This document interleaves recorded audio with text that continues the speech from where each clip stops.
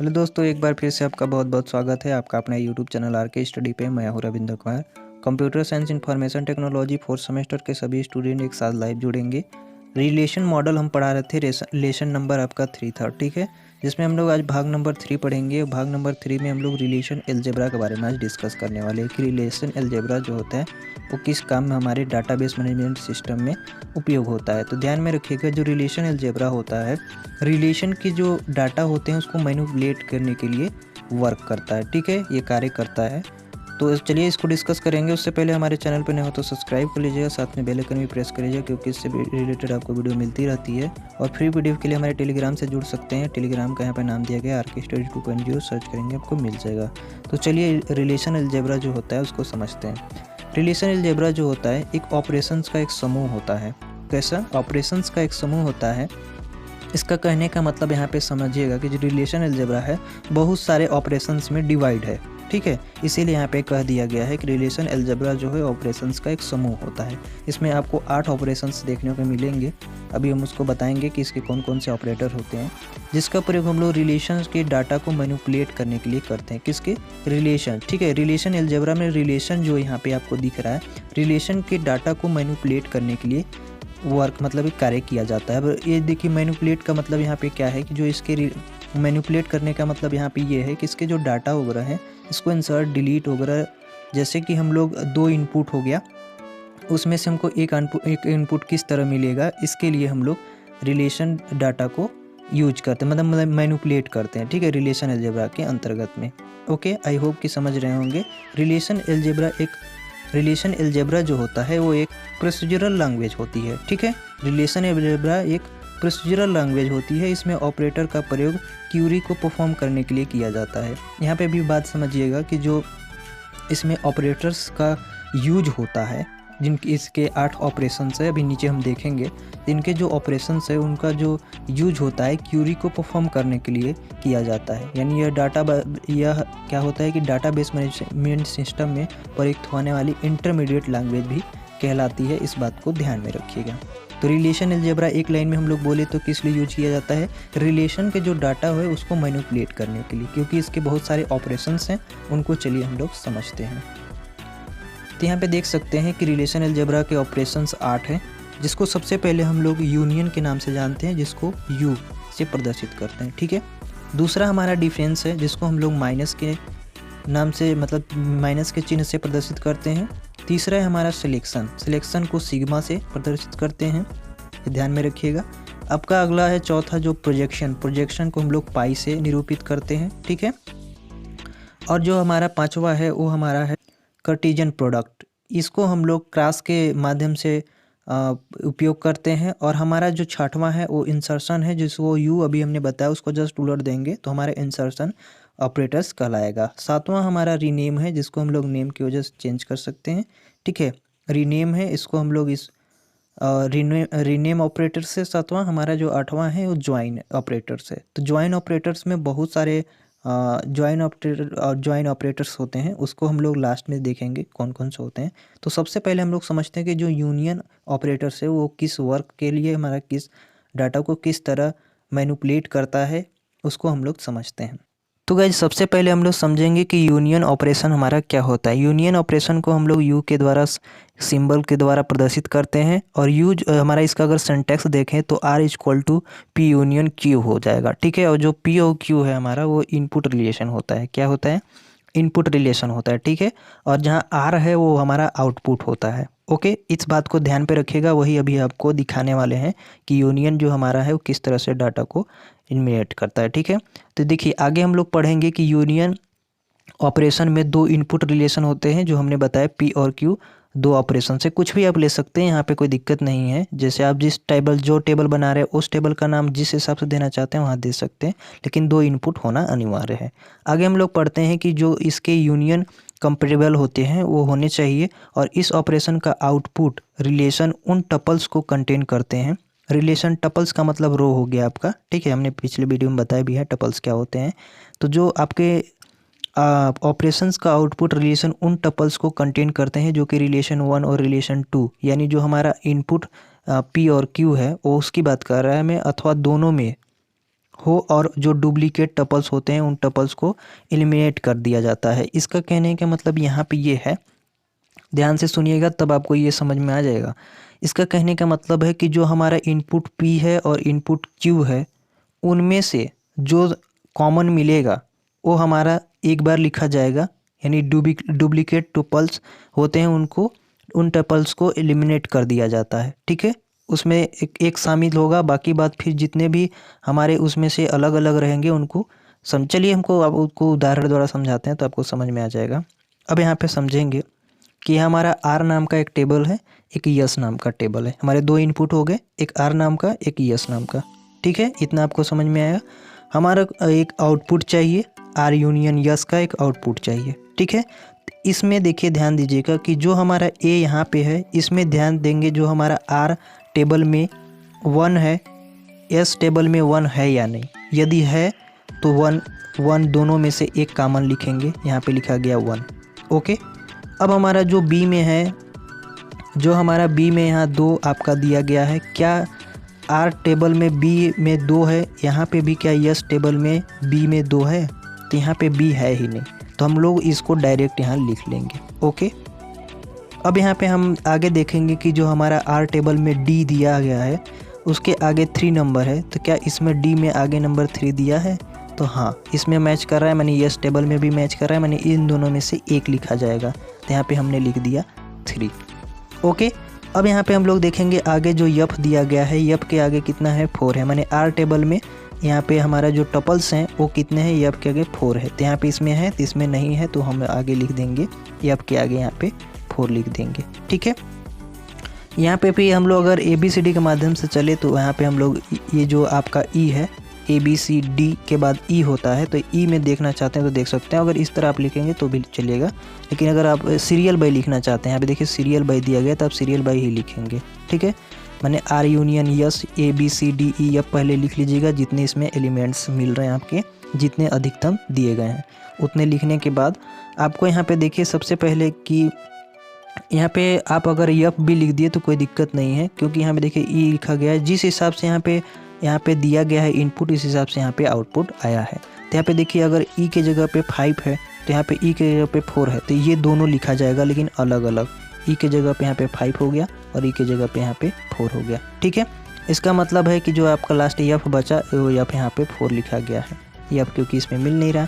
माने जो इसमें R टेबल और S टेबल 2 टेबल्स हैं, 2 इनपुट है हमारे, तो R टेबल के टपल्स अगर S टेबल के टपल्स से मैच करते हैं तो वो सिर्फ एक बार लिखा जाएगा। ध्यान में रखिएगा कि R नाम का टेबल हमारे पास है और S नाम के टेबल्स है।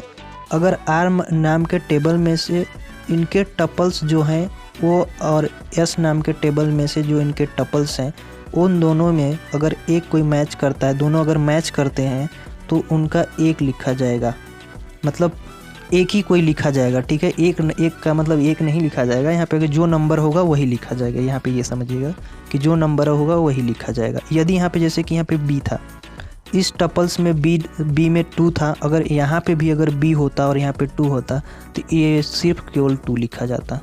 ठीक है, और यहाँ पे ये है कि अगर एक ही नाम है, दोनों में एक ही नाम है, जैसे यहाँ पे E है या E है और दोनों के टपल्स अलग अलग हैं, इनके डाटा अलग अलग हैं, तो यहाँ पे अलग अलग लिखा जाएगा। ठीक है, ये हमारा जो यूनियन ऑपरेटर्स है इसका यूज इस तरह होता है। ठीक है, तो आई होप गाइज कि जो यूनियन ऑपरेटर्स है इस तरह यूज करते हैं, आपने समझा होगा।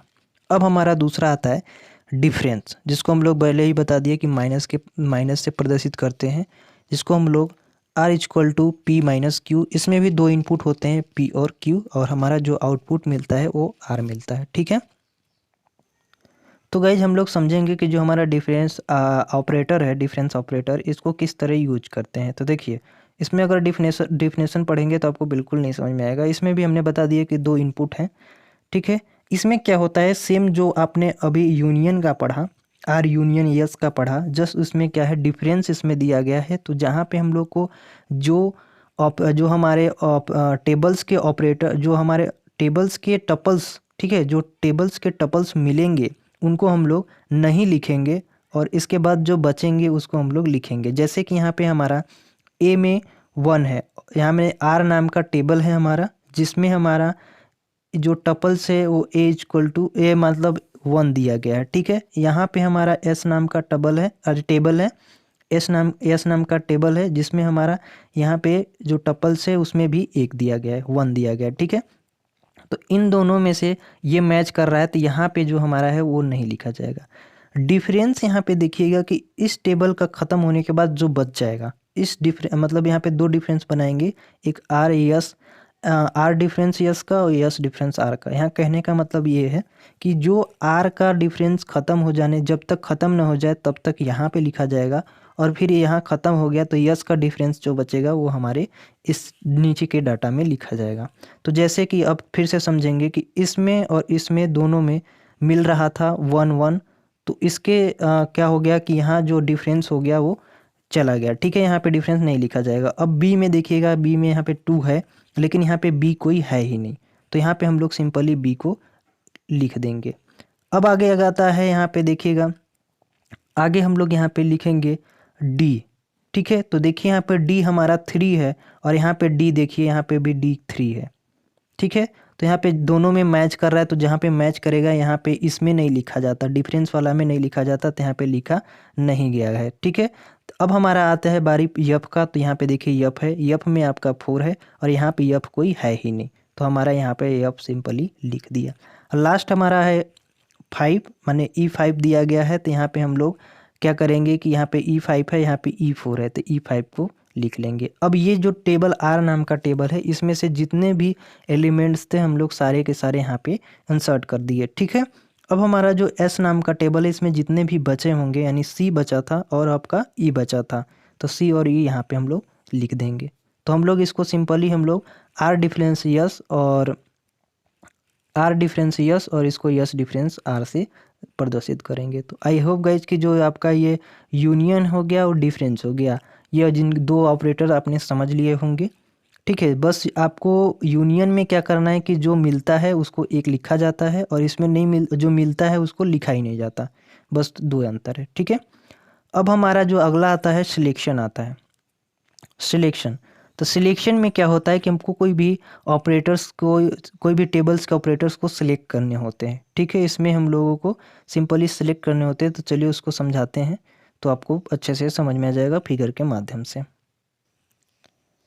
तो गाइस यहाँ पे देख सकते हैं ये हमारा सिलेक्शन ऑपरेटर्स है। इसमें देखिए स्टूडेंट नाम का एक टेबल है, ठीक है, जिसका रोल नंबर है, नेम है, एज है, एड्रेस है। ठीक है, स्टूडेंट नाम का एक टेबल है जिसको हम लोग सिलेक्शन ऑपरेटर के अनुसार इसको चेंज करना है। तो जो सिलेक्शन ऑपरेटर यहाँ पे यूज होता है, तब हमारा जो हॉरिजेंटल लाइन होता है उस टाइप में इसके जो डाटा होते हैं उसको इंसर्ट कर देते हैं। ठीक है, यहाँ पे आपको roll number, name, address, age, address जिसका भी आपको देखना है, जैसे यहाँ पे लिखा है कि select student who role number is 2, माने जिसका रोल नंबर 2 है उसको यहाँ पे सिलेक्ट करके दिखा देगा। ठीक है, किस लाइन में, तो आपको एक बात यहाँ पे ध्यान में रखना है कि आपको ये हॉरिजॉन्टल लाइन में दिखाएगा। ठीक है, जैसे यहाँ पे आपका roll number, name, age, address हो गया, और सिलेक्ट किया, देखिए क्या, select student whose roll number is 2, जिसका 2 रोल नंबर है, रोल नंबर 2 किसका है, इसका है, तो यहाँ पे आपको शो हो जाएगा, इसके जो आउटपुट हो जाएंगे शो हो जाएंगे। यहाँ पे देखिए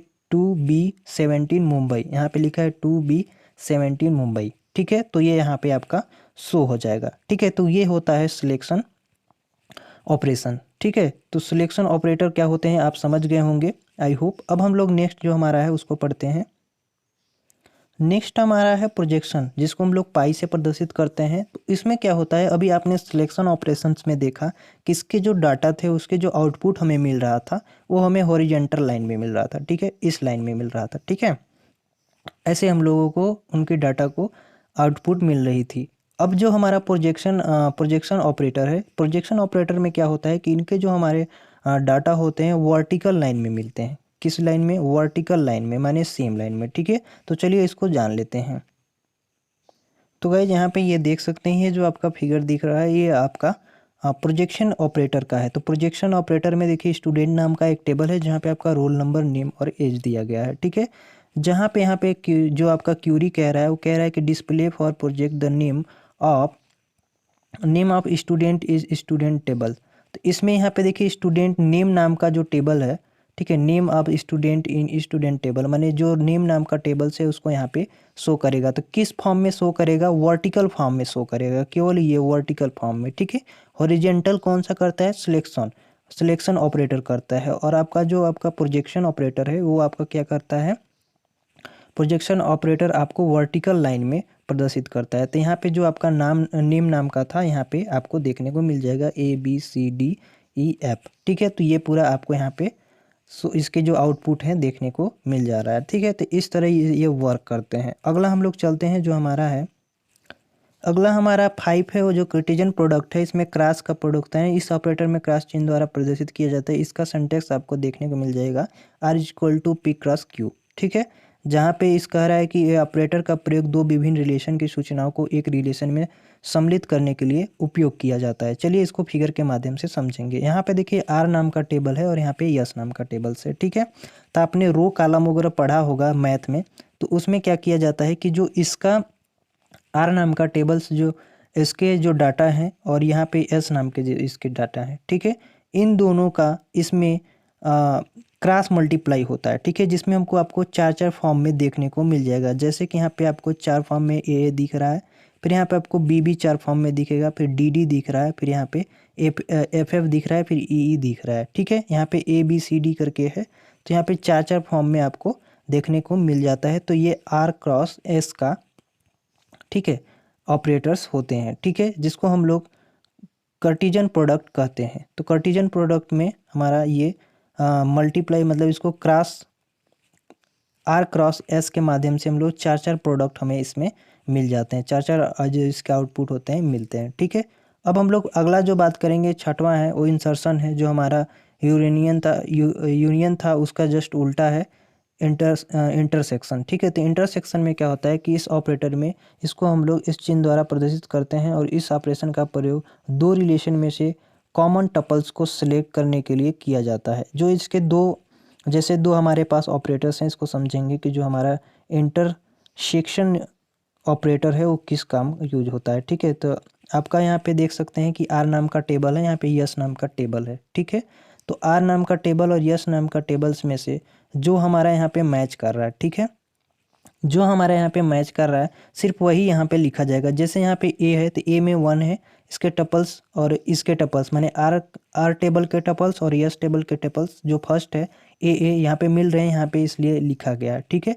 और यहाँ पे आपका बी जो है, बी में दिया है यहाँ पे 2, यहाँ पे बी है नहीं, तो जो नहीं मिल रहा है वो यहाँ पे लिखा नहीं जाएगा, यहाँ जो आउटपुट है वो नहीं मिलता है, ठीक है। वहाँ पे क्या होता था, यूनियन जो था उसमें हम लोग लिखते थे, लेकिन इसमें नहीं लिखते हैं, ठीक है। जो मिलता है सेम बस उसी को लिखते हैं। तो यहाँ पे डी हमारा जो है, डी वाला टपल्स जो है, ये थर्ड टपल्स जो है, इसमें आपको थर्ड टपल्स में देखने को मिल जा रहा है, माने यहाँ पे भी 3, यहाँ पे भी 3, तो यहाँ पे हम लोग 2 लिख दिए। बाकी बात जितने भी इसमें टपल्स हैं वो कोई भी मैच नहीं कर रहे हैं, तो इसके जो आउटपुट है वो हमें बिल्कुल वही मिलेंगे जो इसमें मैच कर रहे हैं, ठीक है। तो ये हमारा 6 आपका ऑपरेटर हो गए। अब हम आगे पढ़ेंगे जो हमारा 7वां ऑपरेटर है। जो 7वां ऑपरेटर है वो रीनेम है, ठीक है। रीनेम ऑपरेटर को रो चिन्ह द्वारा प्रदर्शित किया जाता है। इस ऑपरेटर का प्रयोग रिलेशन को दोबारा नाम बदलने के लिए किया जाता है, माने इसके जो ऑपरेटर्स होते हैं इसलिए यूज किए जाते हैं क्योंकि इनके नाम को चेंज किया जा सकता है, ठीक है। अब हम लोग जो आपका अगला है 8वां, यहाँ पे 8वां जो है वो ज्वाइन है। यह ऑपरेटर दो रिलेशन को एक नए रिलेशन में कंबाइन करता है, मतलब जो दो रिलेशन हैं उनको एक नए रिलेशन में कंबाइन करने के लिए यूज किया जाता है। इनके कुछ प्रकार हैं जिनको आप देख लीजिए यहाँ पे। जैसे आपका पहले दिया गया है theta join, left outer, right outer, full outer और नेचुरल ज्वाइन। तो यहाँ पे आपके 5 प्रकार के ज्वाइन देखने को मिल जाएंगे, ठीक है। तो बस आज के लिए इतना ही गाइज, मिलते हैं नए वीडियो में, तब तक के लिए जय हिंद। आई होप गाइज कि आपने ये जितने भी इसके एलजेब्रा के रिलेशन एलजेब्रा के पार्ट्स हैं आपने समझे होंगे, जितने भी इसके ऑपरेटर्स हैं समझे होंगे, और क्यों काम आता है, किस लिए काम होता है, ये भी आपने समझा होगा। तो बस आज के लिए इतना ही, मिलते हैं नए वीडियो में, तब तक के लिए जय हिंद।